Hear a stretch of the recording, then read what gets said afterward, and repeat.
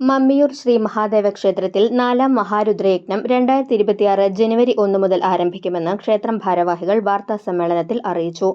തുടർച്ചയായി 3 അതിരുദ്ര മഹായജ്ഞത്തിന് വേദിയായ കേരളത്തിലെ ഏക ക്ഷേത്രമാണിത്. ക്ഷേത്രം തന്ത്രി ബ്രഹ്മശ്രീ ചേന്നാസ് ദിനേശൻ നമ്പൂതിരിപ്പാട് മുഖ്യ കാർമ്മികത്വം വഹിക്കും. യജ്ഞത്തോടനുബന്ധിച്ച് മഹാവിഷ്ണുവിനും ഭഗവതിക്കും നവകാഭിഷേകവും നാഗങ്ങൾക്ക് നാഗപ്പാട്ട്, നാവേറുപാട്ട് എന്നിവയും വൈകിട്ട് ബ്രഹ്മശ്രീ പാതിരാക്കുന്നത്ത് കുളപ്പുറത്ത് മനയ്ക്കൽ സദാനന്ദൻ നമ്പൂതിരിപ്പാടിന്റെ കാർമ്മികത്വത്തിൽ സർപ്പബലി എന്നിവയും ഉണ്ടായിരിക്കും.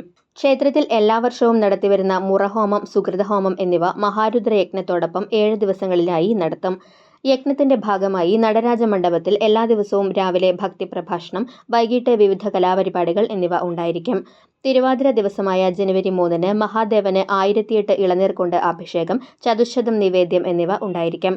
അന്നേ ദിവസം രാവിലെ 9:30 മുതൽ നടരാജ മണ്ഡപത്തിൽ വിവിധ സംഘടനകളുടെ തിരുവാതിരക്കളിയും അരങ്ങേറും.